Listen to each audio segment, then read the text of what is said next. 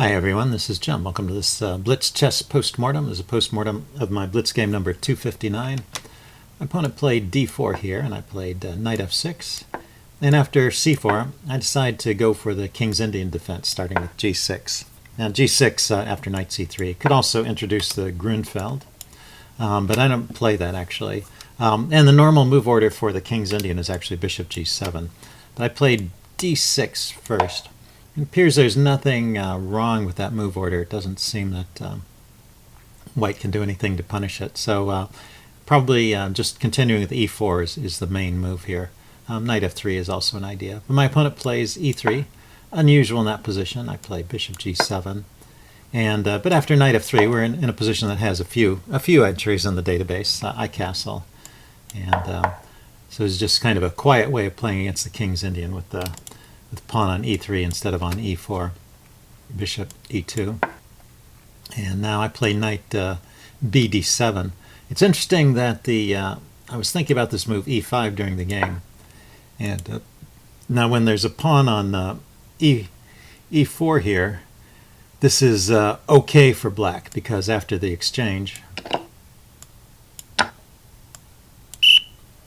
knight takes. You can play knight takes e4, and hitting his knight, and you win you get the pawn back. In this case, there's no pawn on e4, so you don't get the pawn back. What's funny about this is that even here, the chess engine seems to think that this is a playable line for black, so the advantage is less than, considerably less than a pawn. So I guess it's not obvious to me why. I mean, both sides have a bishop pair. Black maybe is a little bit ahead in development. There could be a trade of queens here. I guess that's not really forced to. Let's see, was there something better here? Immediately after taking, knight takes. Could have played queen takes here. Knight takes. And rook d8. Or knight e4. So knight e4 was what I was looking at. And he has to retreat this knight, defend it, or yeah, I've gotten rid of the knight on c3. That's interesting. So knight d3 just coming back. So maybe there's some piece activity that black has in compensation for his pawn, but he's basically just a pawn down, as far as I can tell. So anyway, I wasn't looking forward to that. Also, being a new position to me, I didn't want to go experimenting. I just play knight bd7 so I can play e5 and not worry about losing a pawn, which I do here. And you see that's a move that's still in the book, and now my opponent takes. And that's definitely unusual. Probably just developing with queen c2, playing b4 to expand on the queen side, or b3 to shore up the c-pawn. Those are all ideas. After d takes e5, we're out of the opening book, and this probably helped me, but I should say the reason I didn't do it in the best way. The reason why this is not usually played is because it helps black improve his dark squared bishop, and with that in mind, I should really take back this pawn with the knight. I sort of took back with the pawn automatically. You know, it's nice to have a pawn in the center, but in this case, he can play e4, which stops his pawn from advancing. And now he's made this bishop, he's kind of taken the life out of that bishop to some degree. So, I mean, it's still an okay position, but it would have been better if I'd taken with the knight. Okay, so I play c6 to take away squares from his knight. And he plays queen c2, so we get some normal developing moves for a while here. Knight h4. This is a bit of a mysterious move. I guess he wants to move the f-pawn, but the knight is a bit of a liability here, and you'll see that. And also the evaluation shifted, so the chess engine does not approve. Now I have the idea in mind that I can now complete, which is this knight maneuver here. From e6, this knight will be looking out on the squares d4 and f4, and it'll be a pretty good piece. So I start the maneuver. It also incidentally attacks here, but oh, it's defended. So f3 was not necessary, strictly speaking. What should white? yeah, the engine thinks white should just play knight back to f3. Okay, that whole knight h4 thing was a mistake. Just move it back. Of course, people don't usually play like that. So this gives me somewhat of an advantage at this point, and I get my knight to this good square d4. So white plays queen d1 here, defending his bishop, which was defended by the pawn, but he needed to move the queen. And now I play c5, which is apparently not the best way to play this. So the engine is preferring some piece activity here. Knight e7, queen e7, rook d8. I think rook d8 is the move I would play here, putting the rook behind the knight. Queen b6, knight h5, bishop e6. So anything but a pawn move, basically. And one point is I was a little bit worried about this exchange here, but apparently this is quite a strong pawn. The knight has to move out of the way, and you can keep pushing it. And if the bishop takes it, there's an interesting tactical sequence here, starting with queen f4. Yeah, it says knight h5 too, but queen f4 was one I'd looked at earlier. So that's a forcing move. It attacks this knight. The knight has no squares to go to. That's what I meant about the knight being a target. So he has to play g3 to defend it. And then you've got a check here. And this just wins the bishop. So in this position, it's not really safe for the bishop to take that pawn, but it's forced. He has to take the pawn. So if we back up here, and the knight has to move after you take the bishop, this is all just bad. He can't take the knight because of that sequence. Kind of interesting, I thought. Okay, so I didn't see all of that, obviously. I played c5. I still have some edge here, but I'm not as good a position as I had before. And now g4 is a bit of a weakening move. My advantage starts to increase a little bit. And then I exchange off this knight. I don't want to allow the knight to sit there on d5, and play rook to d8 to stop this pawn from advancing, and maybe with ideas of rook to d6 to come over to the king side and assist with an attack over there. Because I'm still thinking of ideas like f5 to try and bust open this king structure, this pawn structure, and get some pieces closer to his king. Okay, so he played rook f2, and I go bishop c8. This bishop seemed kind of dead over here at the moment, and maybe I can put some pressure on the g pawn.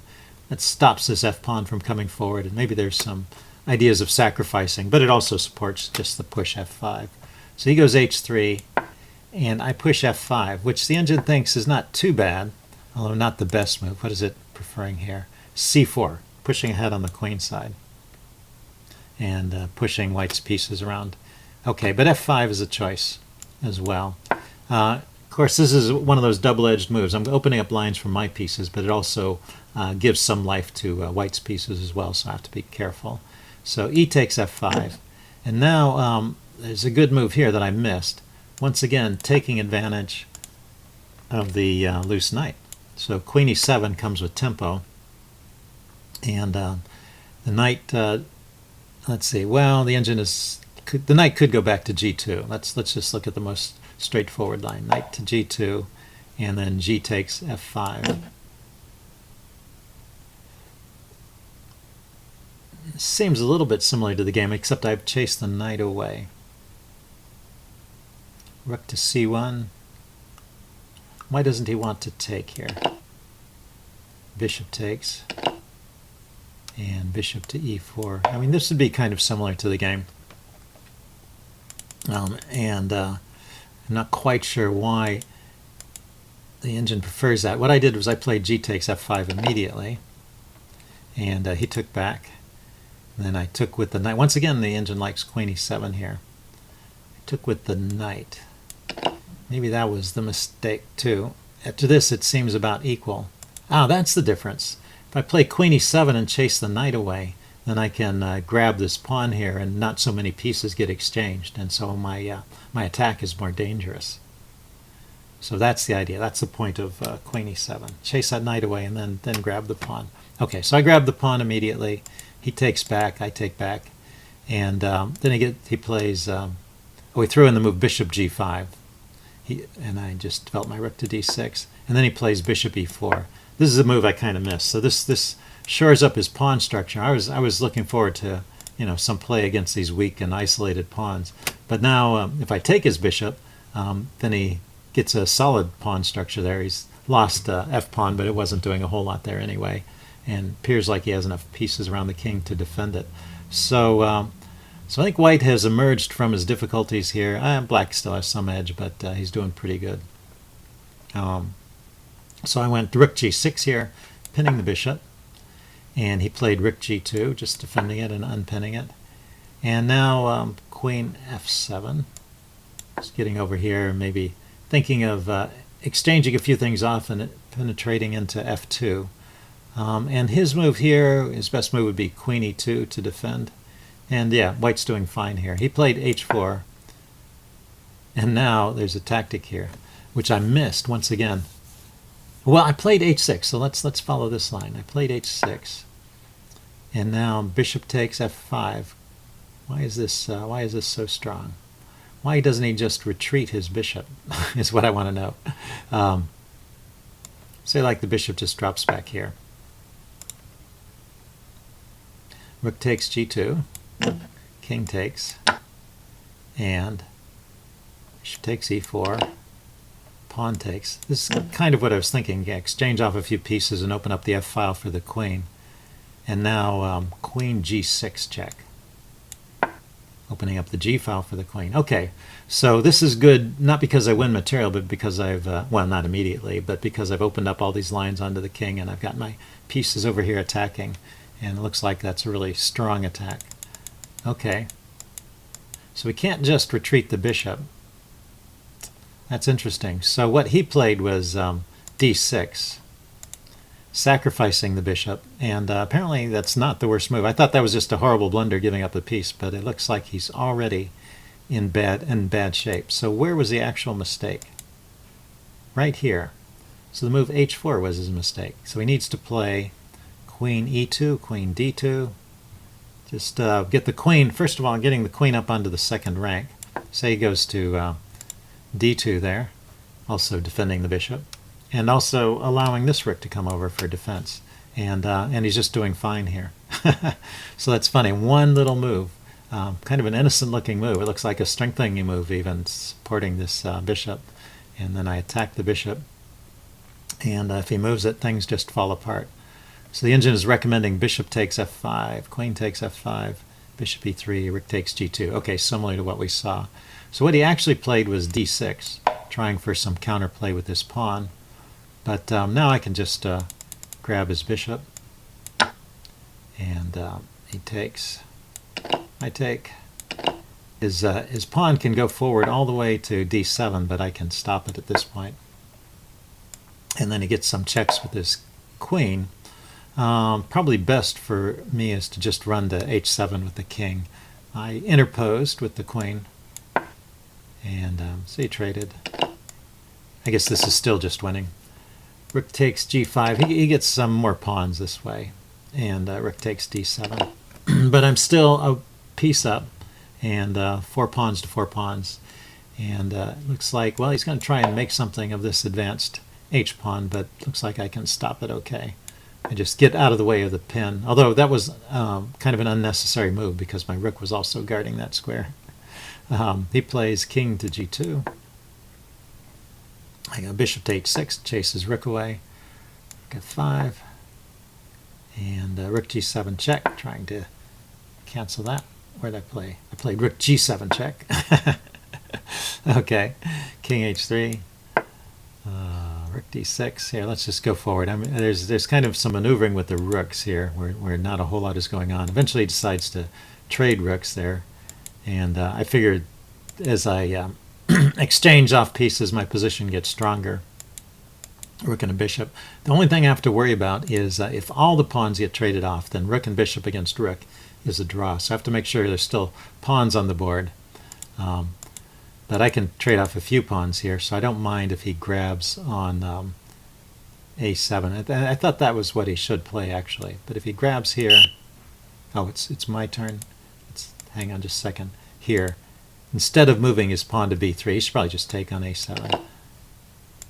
And I would take here, and if he goes after this pawn, bishop h2 check. King e4. How about if the king comes back here to try and keep me from defending this pawn. And I just push forward with e4. Okay, so the king goes to e4 here. And then I could just come back and defend my pawn this way. Although, what does the engine like? The engine likes rook f4 check. And then rook d4 check. Okay. Other ways to play it. So he didn't grab the pawn. He played king f5, rook d7, king h6. He played b3 here. So getting that pawn onto a light square so my bishop can't threaten it. I start checking his king here and grabbing the h-pawn. He goes rook d6. I get out of the way. And then he goes here. And now, right around here, he makes kind of a fatal mistake. Yeah, I guess it's this move, rook b7. So he needs to keep his rook on the d file here. You'll see why shortly. So he could leave the rook where it is and just move his king. Or he could play rook g7, which comes with check at least. But rook g7, rook g6, not a whole lot is going on. He just goes back to the d file after that.